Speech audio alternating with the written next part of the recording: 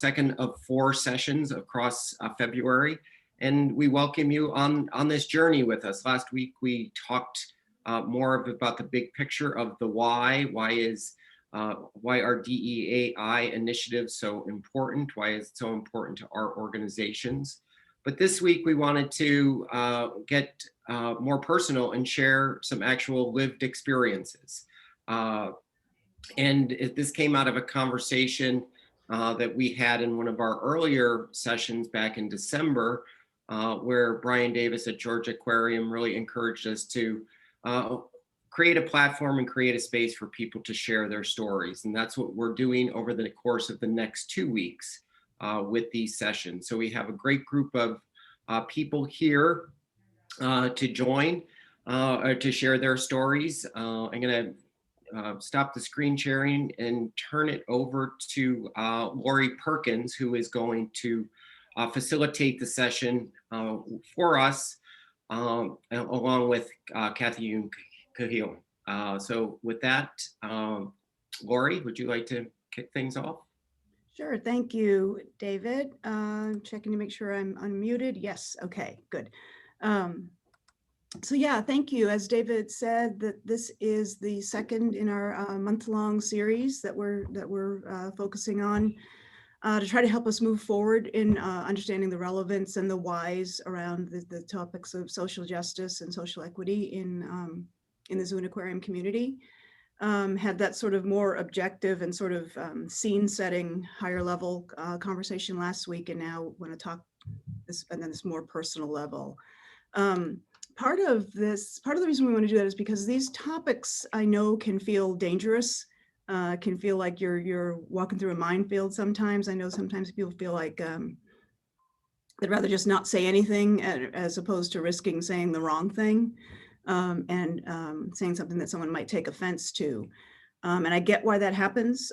Part of what we're trying to do is create a safe space to have these conversations about what can be admittedly pretty tough topics.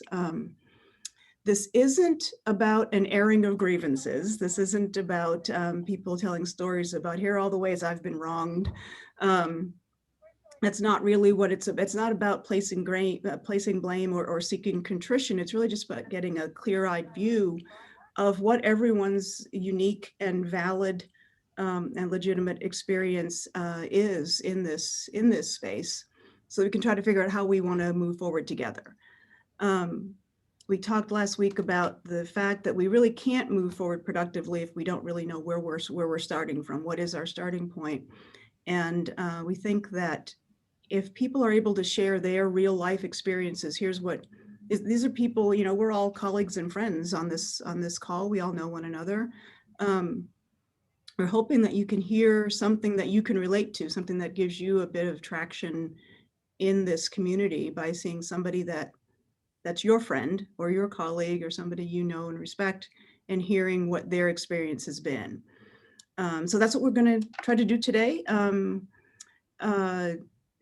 We have a range of panelists from a variety of ethnicities. I hate it when I hear a diversity panel that's all Black people, because that's not what diversity is. We want to make sure we have all voices represented. And I'll say one last thing. I was talking recently with a white male colleague, and it really made me feel sad to hear him say that he didn't think he had any shot at various leadership roles in our community because of this turning of the tide, and now everybody's focused on non-white representation and BIPOC representation. And I think that that's the wrong lesson to take from these conversations. I think the lesson to take is that all voices are equally valid. I think that's where we want to be. That's my viewpoint on it. And I hope that in the stories that you hear today, you'll all find something that resonates with you and that gives you a sense of hope and optimism. So with that, I will shut up and let our esteemed panelists talk. I'd like to start with you, Charles, if I can, Charles Hopper from the Seattle Aquarium, and ask you if you can talk to us about what your lived experience has been in this space. Is there particular struggles or particular successes or opportunities that you can share with us? Yeah, Lori, thank you so much. Can everyone hear me okay? are fantastic. I like seeing heads nod on Zoom when I ask that question. And thank you, Zoo Advisors, for hosting this series as well. I think we're in a really good space to continue the conversation from where we picked up. And as I was thinking about this question, I wanted to start with the story that's personal to me, but it's really about me, and then kind of hope to use that as an example to draw parallels in another way. So about 12 years ago, I had my, I call him my brother. We're not physically related. That's something you might know about communities that are tight knit. We don't have a biological relationship, but we've grown up together, and so I call him my brother. And he had his son over, and when his son was over at the house, he broke a fever or had a fever, and started crying a lot. You know, we were young parents, and we still are relatively young parents, but I thought I knew because I had 2 kids prior to the birth of his son. And so as a seasoned veteran in the world of parenting, I said, well, let's see, maybe he's teething. Let's try to give him some Tylenol and see what happens. We didn't want to separate our fun and take him away from what we were doing. And this carried on for a couple of hours. And at that point, we started getting a little bit worried and said, maybe it's time to take him to the doctors and get things checked out. We then rationalized between each other because, again, I was a seasoned veteran as a parent that, no, it's okay. We'll see where this goes. Strangely enough, you know, the baby, well, like every parent would think would happen, the baby tired himself out and went to sleep. And that was the last we heard of it for that day. But this carried on for a couple of weeks. Every time my brother would come by, we would have these episodes with his son where he was crying. It seemed like he was hot and running the temperature. And again, I would go into my parental bag and use the same techniques that didn't work the previous time until the baby would just go to sleep. We later found out when he was 4, that he was autistic. And I'm not crying because, and I'm sorry to, you know, this is a real feeling. It's not because he was autistic. It's because of the 2 years that I thought my application to who he was as a person was as easy as applying it the same way I have with everyone else with my kids. I didn't give it any nuance. I didn't give it any second thought. And what I was trying to do as a parent and the advice I was trying to give as a parent wasn't wrong. It was rooted in knowledge and my lived experience. It was rooted in facts that worked for my kids, that I thought would work for his kids, but it was completely wrong. And I tell that story to say sometimes you could be doing the right thing and be coming from the right place and have a good heart, but be way off base. And it's because I wasn't attentive. I had a lack of knowledge. I wasn't aware. Now, as we've grown together as, you know, a family, and, you know, his son is 14 years old. Normally I would use names, but just to make sure I'm being respectful of the family. His son is 14 years old now, and I've grown as a parent. I'm a better parent because I've had this lived experience with knowledge and tried to watch my brother interact with his son and model behaviors for my children that I see we're better off. I'm a better parent because of that. And this story in particular, I think, while it's my story, I don't want to call out anyone else's journey because I've experienced a bunch of times where people's intentions were pure, genuine, and they thought they were doing the right thing, but they were way off. And it's because they didn't have the baseline knowledge or understanding of who I was as an individual or how to approach me or things that may be offensive or things that may be hurtful to me. That wasn't their intention, but that was the impact. So I think as we're looking at social justice issues, as we're looking at diversity, equity, inclusion narratives, and as people continue to share their lived experience and share who they are, I think the best approach and the best thing that anyone could do is listen attentively. And if you hear something that you're not familiar with, ask for more clarity on it, do some more learning. But understand, even though you were well-intentioned, you could still be waiting. And I'll leave it there to give time for the other panelists. Thank you very much, Charles. I love that story, and I think it's the most important lesson there is that your impact can be different from your intention. And I think that that's something for people to understand from either side of the conversation, that as the recipient of a message or as the deliverer of a message. And I hope that that's a message that takes root with everybody. I think that's super important. Thank you. I would like to switch now. I'm going to ask Cynthia Vernon. So we hear a lot about the concept of allies and allyship in this conversation that's going on nationally. And I know that that's not a word that speaks to everyone, but I'm interested to know from Cynthia, what is that? What's your thinking been on that concept, and what can you share? Of course. Good morning or good afternoon, everybody. Hi. And thanks for being here, and thanks for having this session. Really appreciate it. And happy to speak about some of my experiences with being supportive of this journey that we're all on in terms of racial justice, social justice, and equity. And we were asked to think about our own identities. And, in addition to being a white cisgendered female, I'm also a lesbian. And so my experiences as a member of the LGBTQ community have definitely made me more aware and sensitive to discrimination toward other groups, and has shaped my work around anti-racism as well.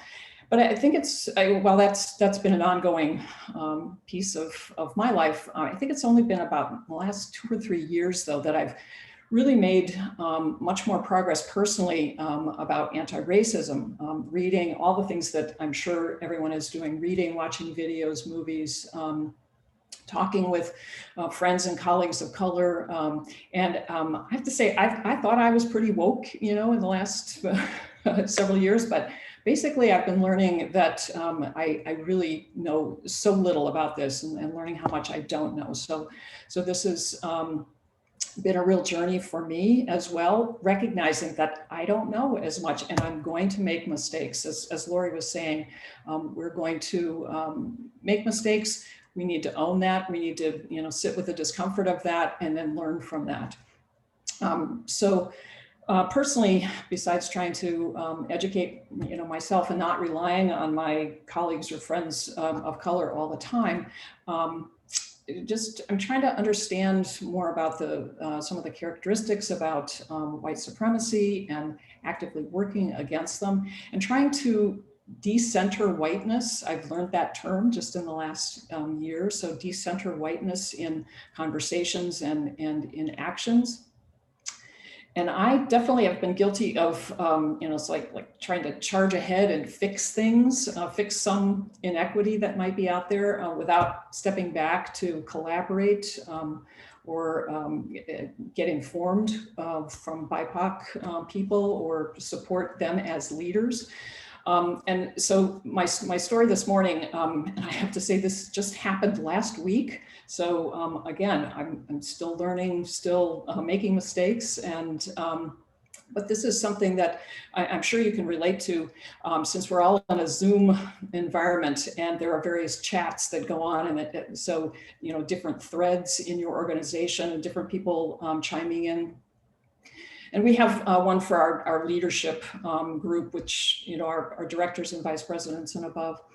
And we heard that we heard from the leadership group that their staff were being overwhelmed by all the the different information at various levels that were coming out in an all staff chat. And a suggestion was made to separate out. It's like, here's the really important stuff. Here's stuff about DEAI. Here's stuff about reopening plans and vaccinations and things. And so I stepped in and said, I think that makes sense. Let's try to separate these into different threads so people aren't feeling overwhelmed all the time. Well, I didn't stop to think about how that might, saying, oh, we'll have a separate channel for our DEI work, how that might play out. And I heard from one of my good colleagues of color, and she emailed me or messaged me individually and said, this is a real concern to me. I don't want to have this marginalized put off to the side. And I said, oh, really? Yeah, that's an excellent point. Why don't you say that to the leadership group? And she said, no, I need for you to step in that space as a white ally. She didn't use those terms, but it really hit me as like, wow, I should have thought of that and stepped into that space myself and said, no, we need to not have that separate. It needs to be included in all we do. So I'm just offering that as one small example of how I am still learning and how we really need to learn as a community how to decenter that whiteness and step in and put the spotlight and have our colleagues of color feel comfortable in being able to be in that space and help us, not just help us learn, but also help us be better allies. So she also said, that you're the type of person that I could call and say that to without feeling badly about it. So that's the type of opportunity that we need to be able to have for people as well. So. That's great, Cynthia, thank you. I hadn't heard that. The concept of decentering whiteness, I think, is an interesting thing to think about.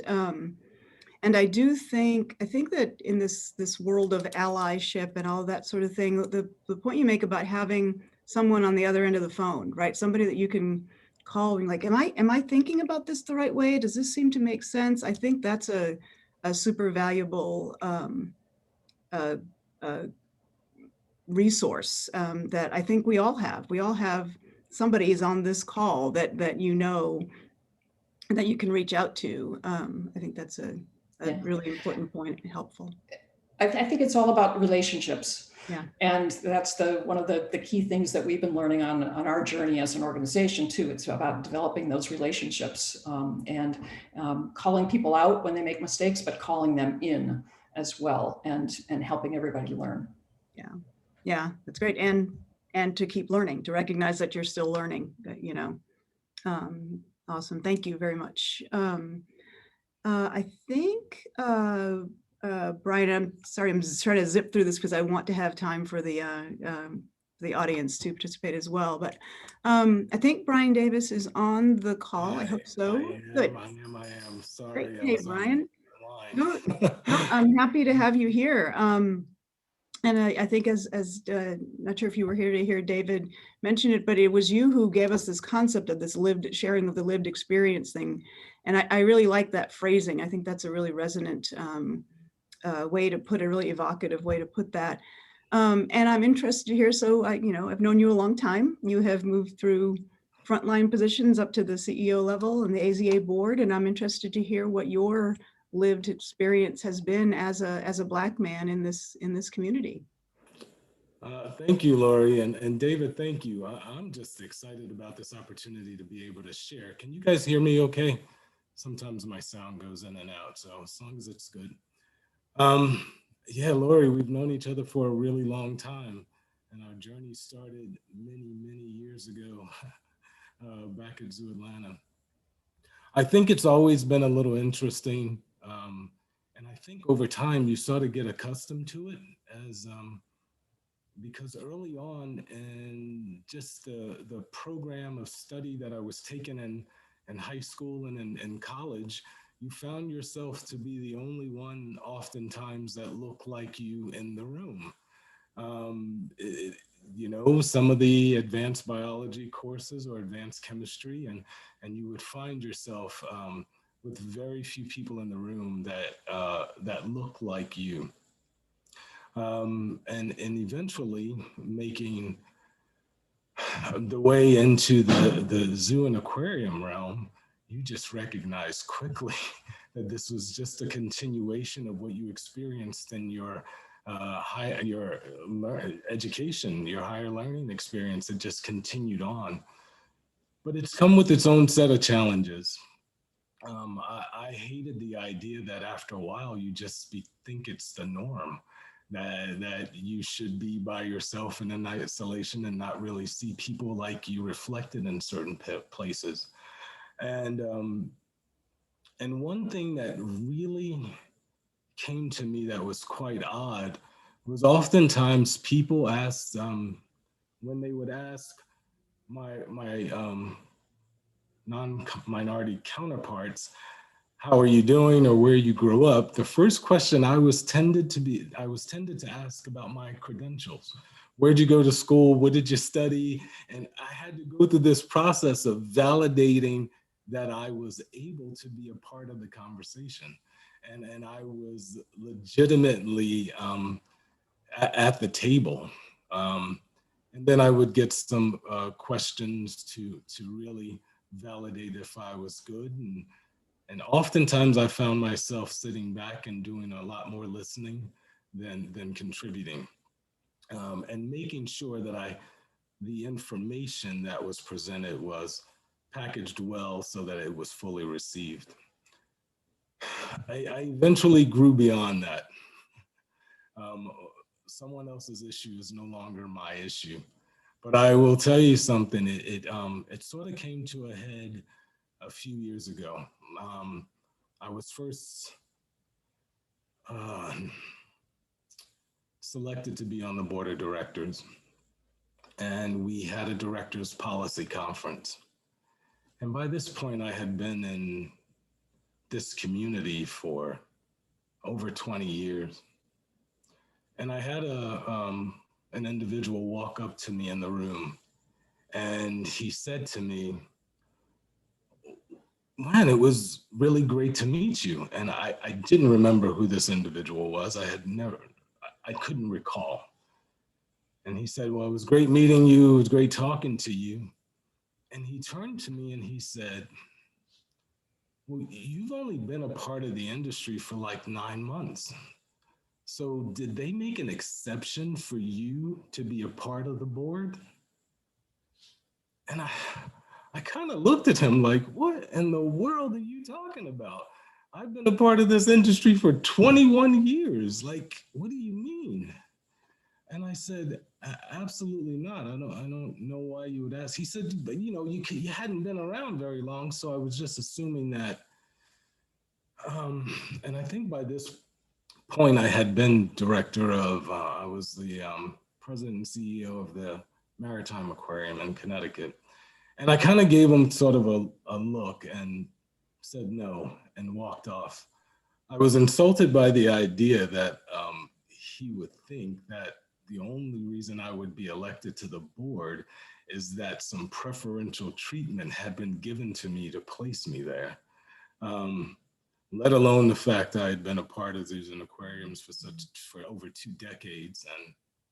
And but what I later found out is there was one other African-American male president and CEO of a zoo that he had met earlier, and he just assumed the two of us were the same person. So when he came and spoke to me, he didn't separate the two of us because there's only one Black male that's president and CEO of an aquarium or a zoo. So you're that guy, and I know you've only been around for a few months, so AZA had to make some exceptions. When the two of us, me and the other director, later came together, it all popped in my head. But it was a part of a much bigger reality that had to set in, that we just need to do a lot more work in this space. I I feel out of the 240 zoos and aquariums that are part of AZA, it is my task to understand the different directors and how they look different and how their role is different and so on and so forth. And I was a little offended that this person that only had to understand the difference between two African-American males wouldn't even put forth the effort to understand the difference between the two of us. I think we are making some good progress by having these honest conversations. I think it's time for us to have some forums and fully understand what we're up against. And there are areas that I am really uncomfortable having some conversations about. So I think we're all going to be uncomfortable at different times about different topics. But I'm happy we're here. I'm really happy we're here. And this year, I'll step into the role of being the board chair for AZA's board of directors, and I'm excited. I'm excited that we have the opportunity to chart some new territory, and I hope we will all learn and grow as a result of that experience. I'm just happy we're here. And I'm glad to be a part of this journey. So I appreciate you guys putting this together. I appreciate the conversations. I appreciate the commitment by everyone on this screen to be different. Let's do it different from here on out. Thank you, Brian. Yeah, that's the idea of being the only one in the room is something I think a lot of us, certainly in my generation, can relate to in our profession. And I think it goes beyond the zoo and aquarium profession. I think, you know, Yes. we've heard the whole environmental world. There aren't many faces that we see that we can recognize. I hate that somebody made this presumption that you were where you were by some preferential treatment. I had hoped that we were past those presumptions because that hurts all of us when that is presumed. And it's sort of what I was talking about at the very beginning. It hurts my friend, that white male too, right? If that's what he's thinking, I don't have a shot because people like Brian are going to have a shot, you know? That's not where we need to be. And I will say just one other thing that, about that, seeing oneself. It was when I was close to 50 years old. The first time that I was in Atlanta, and I was visiting the city government downtown, and there was a Black lesbian congresswoman who I went with Carrie Burgess, who many of you know, to go and meet and talk to. And I think I just sat there the whole time going, wow, wow, wow. I have never seen this before. I've never met somebody who was me in that kind of a position of power and influence. And it was just, I see what the little girls feel when they see a Black role model, or a role model that looks like them, Black, white, brown, whatever it might be. So yeah, we need representation, and I think it does matter, and it matters more than I would have thought personally. So anyway, thank Lori, you. could I add one more thing? Absolutely. I'm going to tell you something from the flip side, and I'll try and be super brief about this.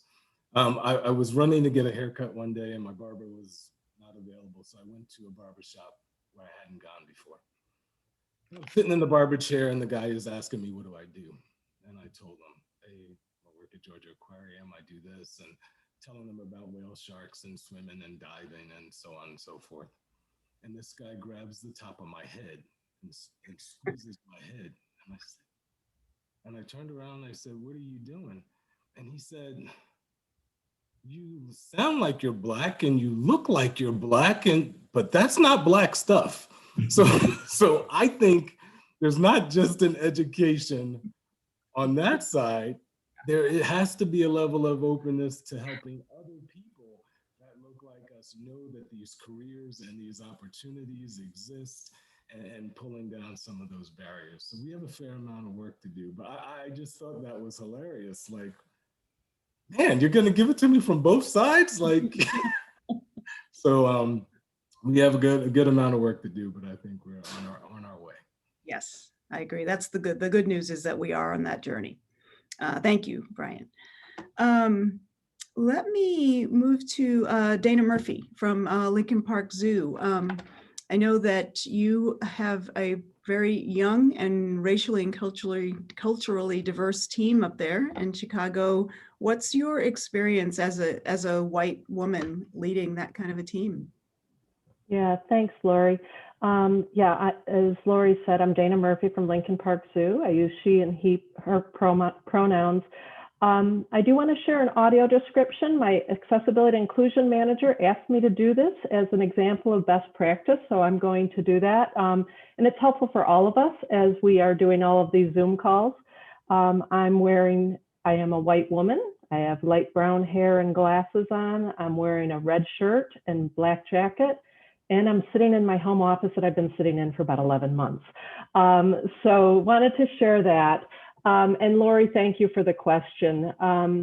When Zoo Advisors reached out, of course, my question was why? Why me as a white woman? What do I have to share with this conversation? And as Lori said, it's all about diversity. And you know, it's scary to speak.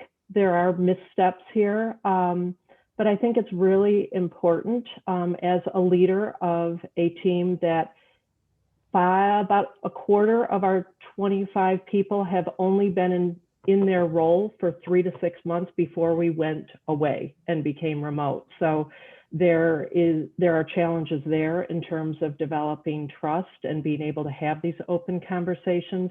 But I think it's really, really important that we as the dominant majority peel back that curtain of culture that frankly is invisible to us because we move so seamlessly through it.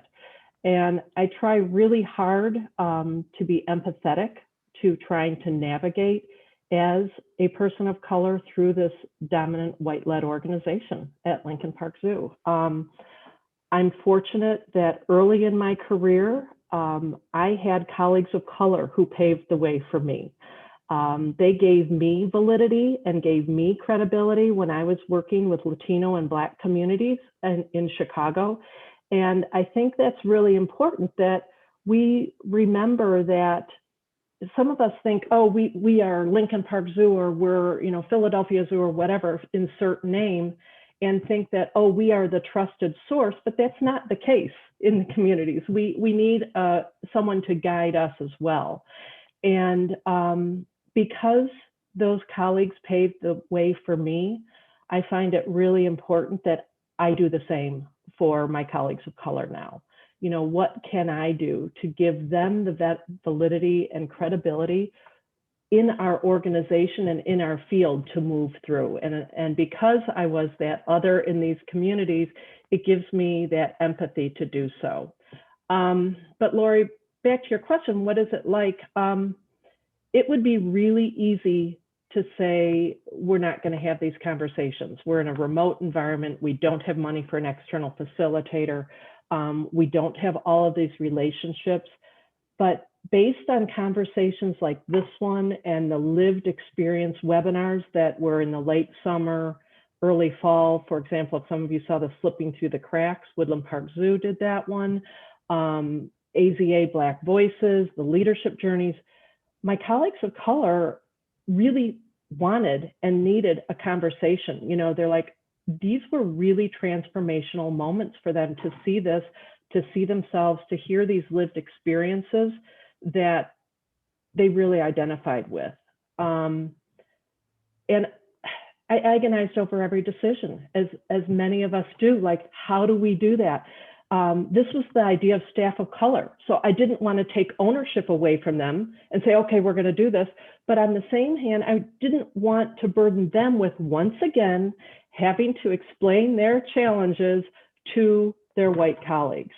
So in the end, we just decided to create space.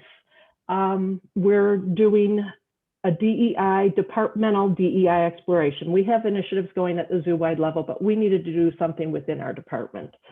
And we've been doing these every other week. As they'll be the first to tell you, I am not a certified diversity trainer. That's a special skill set, but we needed to have the space to have the conversations. And Lori, I think it was you at the beginning, one of you said, you know, we have so many colleagues within this industry that are willing to help out. And there are things that, conversations I needed facilitated that were best facilitated by someone of color rather than of me. So I reached out and people helped out. And that was critical. We're struggling. We're in the midst of these right now. And, you know, some things I've had colleagues saying, you know, do we have a problem? Because I thought we were okay. You know, so there we're starting to get to those uncomfortable conversations. And it's really hard to say, here is the nugget that we're going to solve. Like Cynthia said, I just want to solve something. But we're talking about this whole experience, and you can't just identify it and say, okay, fixed, I'm done.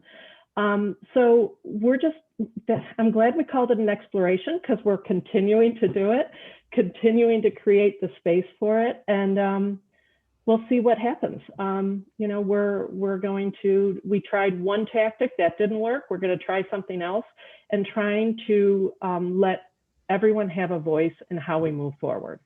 So that's kind of where we are. And it's kind of like a stay tuned, and we'll see what comes of it, and what types of action. That was another piece of the team really said, I don't want to just talk about this. We need to have some action steps once we come out of it. And we're committed to doing that. So that's it. Thanks, Dana. That's great. I think that the idea of creating space is that's what we're trying to do here in this series of webinars. And I'm happy to hear that you're trying to create space at Lincoln Park Zoo to have these kind of conversations, and with the recognition that you're not going to get it right every time, you know, and just got to keep trying. That's the thing. The point is to not give up, and to reach for actions, to reach for what it's. I think there's value in the conversations and the sort of the dorm room conversations, as I call them. But at the end of the day, we need to have actions that come out of it, and we're committed to that in Zoo Advisors team as well. So thank you. Let me reach out to Cassandra at the St. Louis Zoo. I wanted to ask you, you know, so the social and cultural experience for Black women can have some unique challenges there. Can you share anything about your experience as a Black woman, as in the Zoo and Aquarium community, or outside of it, just sort of the intersectionality of that? I am happy to. And first, thank you so much for doing this. This is amazing. And thank you and curse you for the opportunity to reflect. It's been thinking back over 40 years of experience has been some stuff I was like, man, I didn't think about it then like I know about it now and know what it was. But I am the Chief Financial Officer and Vice President of Finance for the St. Louis Zoo. And very soon I will celebrate my anniversary in this position. I've been with the zoo for 29 years in 2 days. And it's been something I didn't come here to stay, was going to make a pit stop, and just fell in love. This is an amazing, amazing place to work, an amazing zoos and aquariums, amazing community to be in. Started off, as I thought about my story and thought about in the context of diversity and inclusion, I had an amazing, my parents are amazing. My mom is just a rock star. And she just basically groomed me to be a boss. A businesswoman, right? I could not cook when I got married, but man, I could work out some spreadsheets and some numbers for you, right? But she groomed me, and it started back when I was 15, and it was kind of a joke. There were two young tellers. One of us was Black, one of us was white. So I was the Black Cassandra and she was the white Dawn, and we worked at the bank, and we were young and we were silly and we had a ball. But the purpose of that was to get some work experience for both of us. My mom was a vice president at that bank. Her mom also worked at the bank. So that was the beginnings. And then, you know, studying accounting and falling in love with that kind of brought me to a place where I graduated from college and ended up in the aerospace industry. had a really harrowing experience there with, I was the only Black person in my department, and I was the only person that my boss hated. So was it racism? Did she just hate me? Was it just something about me? I didn't have the time to really focus on the racism part. So I enjoyed my time traveling, but when it was time to come back to the office, I literally got sick on Sunday because I had to go to work Monday. But what that said is, get to a place to where you don't feel like that. Get out of there and get to a place where things are going to be better. So aerospace left me, relocated to another state. I didn't want to go, and I found an opportunity to either be a CPA, to work for a CPA firm, or to work for the zoo. I mean, how many times do you get an offer to work at a zoo? So couldn't pass that up. Got here, and one of the gentlemen that worked at the aerospace industry, the firm that I worked for, ended up coming to the zoo after I got here. And he ended up taking over the finance office. I was a manager of general accounting at the time. He ended up taking over the finance office. But what he said, and he was a white male, brilliant. Of course, he was brilliant because he said to his boss, I'll take this role if I can have Cassandra as my controller. And he was absolutely brilliant in doing that. And so I was in the controller role for a number of years, basically being mentored, and this is key, sponsored and groomed for the position. Sponsorship is critical. Where he went, I went. The people he knew, I got to know. The experiences he had, he made sure I had them too. And so we had a AZA CFO conferences that we would attend, and I was always there. And at a certain point, he dropped off, and that was my conference to go to. So he was so intentional. The zoo was so intentional and so committed to me. And so what did that translate to? I am so committed to this zoo. And so the opportunity came up a few years ago to head up our diversity and inclusion efforts. And people would say, well, why they picked a Black person to do that? Hey, it's my honor to be in a place to make change. And we've been doing some amazing things here. One of the things that we've recently did, as a matter of fact, I left a call to come to this call. We are, as a leadership team, going through something called Catalyst Circle. And the Catalyst Circle is where a group of people get together and commit to a year-long experience going through various categories of racism. So we are on our 5th category today, and that's the structure of racism in education. But we have done 2 sessions on white privilege, a session on the history of race. And when you guys talk about difficult conversations, it's hard. This is not easy stuff. And I am just enamored of our leadership team to be willing to go through this with each other, to learn together through this process. Future sessions include the structure of racism in residential choice, healthcare, the structure of racism in criminal justice, the structure of racism in economic opportunity, and then race in St. Louis. So we're going to focus on our area. There's a whole book about just St. Louis and the things that happened in St. Louis. So anyway, I say that to say, I didn't realize that when I said yes to the zoo, that the zoo was going to say yes to me. And that has been just an incredible experience. I was not an animal person, none whatsoever. Okay, since I got here. And like zoo people have zoos at their homes. Like they have multiple pets and stuff. We got a dog because my kids begged love my dog. Do you hear me when I say I love my dog? It gave me a degree of compassion for our keepers and the affection that they feel for those animals. I didn't get that at first. And then I fell in love with the giraffe. Then I went to Africa, fell in love with the birds. Now I love all of it, right? And I'm here for conservation, okay? And so that just being given the opportunity combined with the intention made all the difference in the world. So that's just a little bit of my story.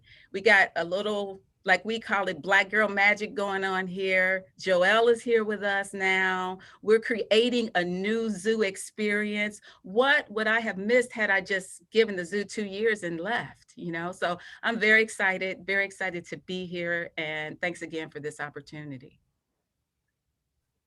Cassandra, thank you. It's a wonderful story. I love your energy. You always make me smile.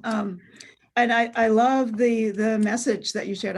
The idea of this intentionality. I think that's probably the most critical point, right? Is that being intentional about our actions and what we're doing and the people that we're building, I think makes a really big difference. And look, we have you as a part of our community now because of that. And that's a bright light for us to have. Thank you. Let me hop to, speaking of bright lights, Tony Vecchio, another Zoo Atlanta alum that I overlapped with there years ago. Tony, I'm interested in your experience that you can share. You've worked all over the country. You've worked in a number of different roles. And as a white male leader, what can you share with us about your experience? Wait a minute, I'm white? Oh, okay. I was wondering why I was invited today. I didn't know if old, chubby, bald white guys is now a category. But then I thought about the last directors meeting I went to, and I realized, no, there's no shortage of chubby, old, bald white guys. So a little surprised I'm here, but happy for the invitation. Thank you. I will tell you, there is in no way, shape, or form do I consider myself a champion or an advocate for diversity. My personal mission in life is all about the next generation. Now that I'm old enough that it's probably the next 2 generations.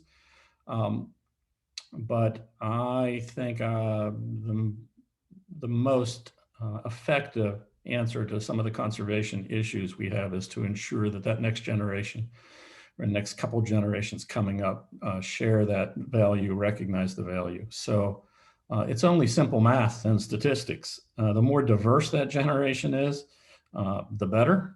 If every single young person in the zoo business was a 25-year-old white female with a college degree in wildlife management, I think that lack of different perspectives and opinions would be very crippling to our mission. So it does make sense to me to have as much diversity as possible. But like I said, my focus hasn't necessarily been directly at that. I've actually come about it in a roundabout way. And I'll share real quick with you some of the experiences I've had. I've learned something at every zoo, sometimes by doing stupid things or saying the wrong things, and sometimes I got lucky. But when I was a zookeeper at the zoo at Riverbanks in South Carolina, we had a CETA program there. I don't know if any of you are old enough to remember CETA, but there was a young African-American guy that was working side by side with me. And he showed a lot of enthusiasm and interest, constantly asking me questions. And when we had a keeper position come up, I recommended him for the job. And the curator said, well, no, we can't hire him. He doesn't have a bachelor's degree. And that's one of the requirements to be a zookeeper. And it occurred to me then, even as young as I was, that, well, we have job descriptions that were written by old white guys deciding what was important in a zookeeper. I said, I've seen every quality in this kid that we would want in a zookeeper, but we're disqualifying him because we've created a system.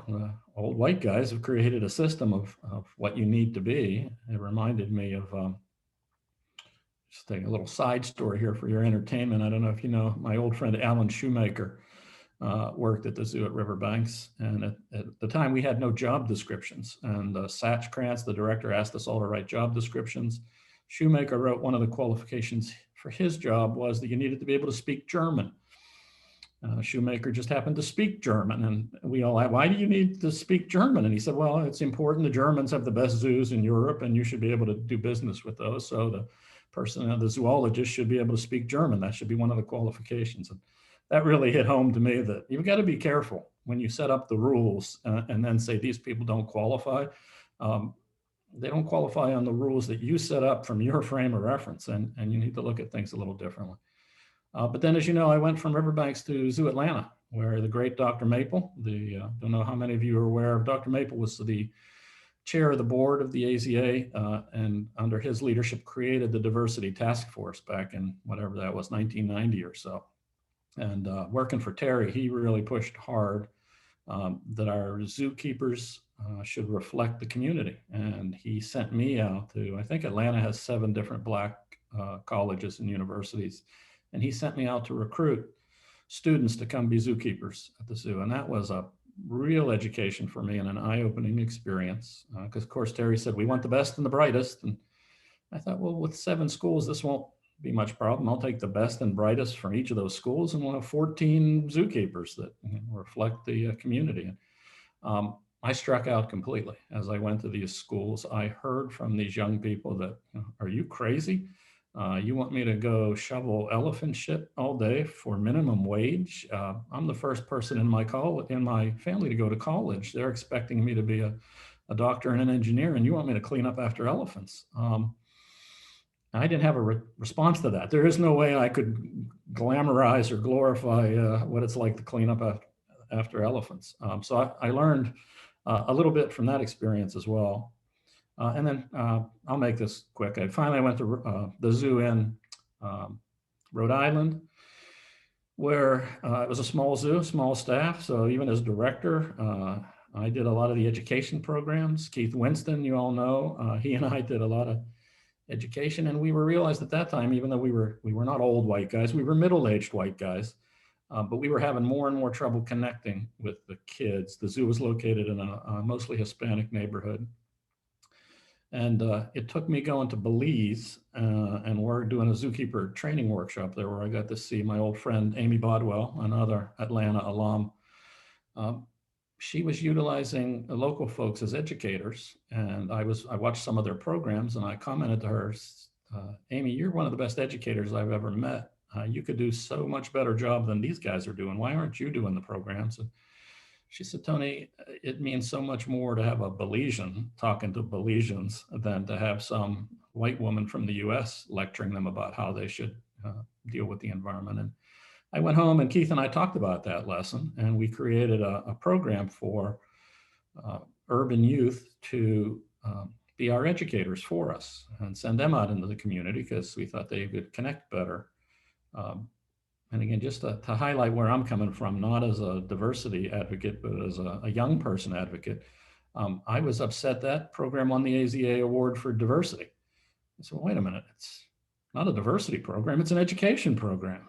But it just so happened, when we look at helping kids from the inner city, which is a big priority for me, that most of those kids were either Hispanic or Black. So that education program won a diversity award, when in my mind, that's not what it was meant to do. But it just, I guess, highlights kind of some of the issues we deal with. The kids that don't have a connection to nature right now, in my mind, I don't think of them as Hispanic or Black or white. I think of them as being in an urban environment where they don't have a chance to connect to nature. And that's what I'm all about, is connecting the kids to nature.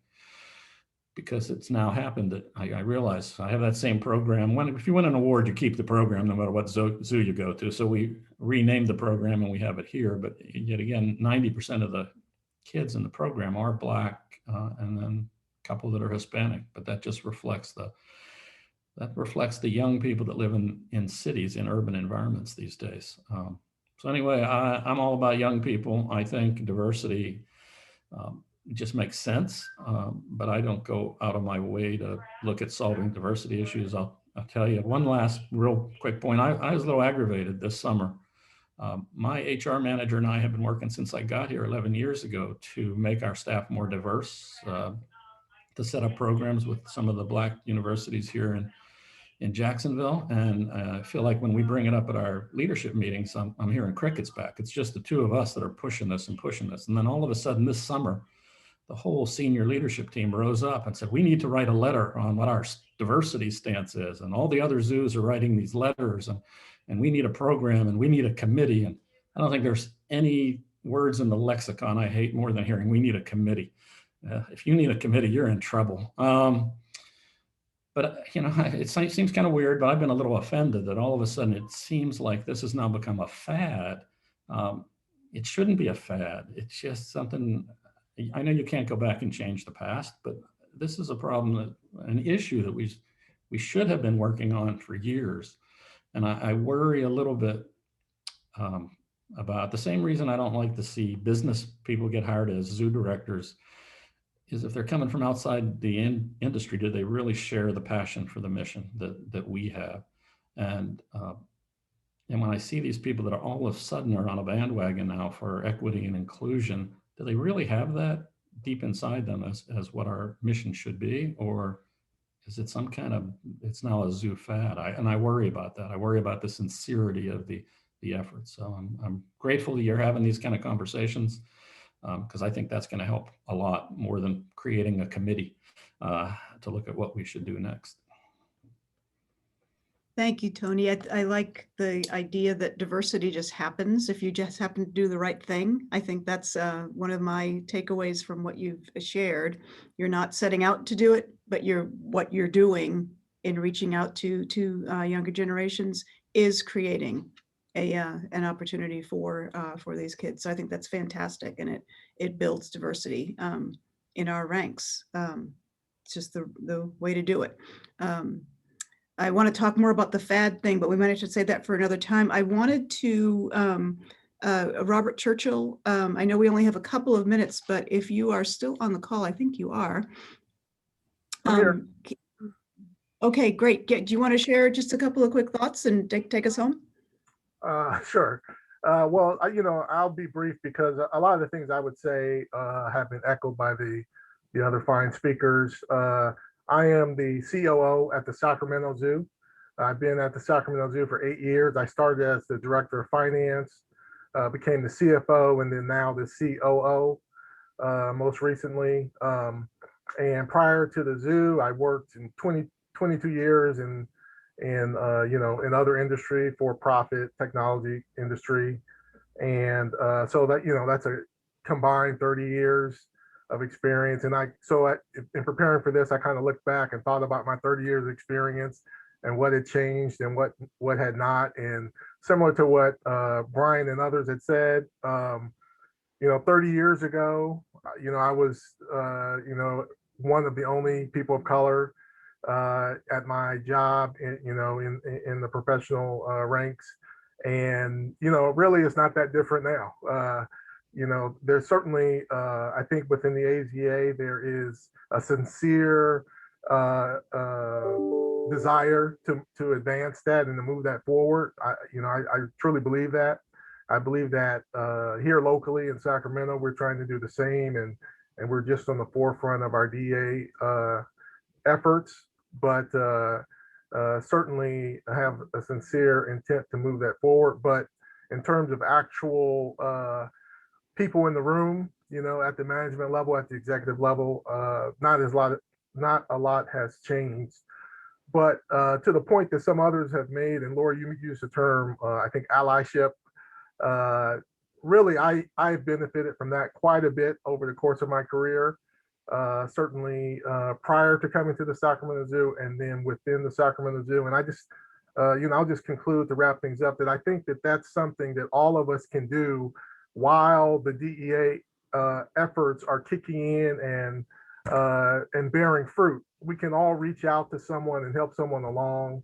The fact that so many people attend these meetings and are engaged in these sessions is just evidence that there is the interest and the appetite and the sincere desire to move that along. So I just thank Zoo Advisors and David and you, Lori, and everyone for putting these on.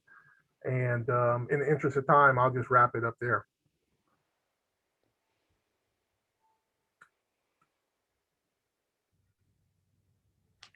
Sorry, I couldn't find my mouse. Kathy Ann, do you want to wrap us up? I'm sorry that we're running out of time. I know a lot of you got to head off to your next meetings. Go for it, Kathy Ann. Yeah, so thank you all so much. I was enwrapped, focused on my screen. All of you're all wonderful storytellers, and all of your stories were so incredible. And we want to hear what resonated with all of you, but we don't have time to do that now. So if you want to, as you're leaving, throw in the chat something you heard that you really appreciated, a phrase that's resonating in your head, something you're wondering more about. That would help us a lot. You can also email them to me. I'm happy to receive one-line emails with your, or big emails with your thoughts, so that we can use those to make our next offerings even stronger. Ooh, thank you, everyone. Starting already. We have a survey as well. We're trying to capture as many of these stories as possible. You have heard from people with many different identities, multitudes of intersecting identities, etc. All stories are valid. All stories are interesting. So there is a survey link in the chat that David put up. It's just 2 questions. It is, what is your story? And if you feel comfortable sharing your name, you can, but you don't have to. So if you would like to share something with us, please do so there. And next week, please come back and bring a friend. We've got more lived experiences, this time coming in small group formats, so that we can really dive in and get to know folks on a more individual level. And we have a great, great, great suite of speakers from across the field. So please join us then. And thank you once more to all of our speakers. We love and appreciate you. Thank you, everybody. It was great to have you, and look forward to seeing you next week. And Thanks, thank everybody. Lori and Kathy and all of our speakers. Really appreciate you making time today. It was great storytelling. And thanks for everybody for joining.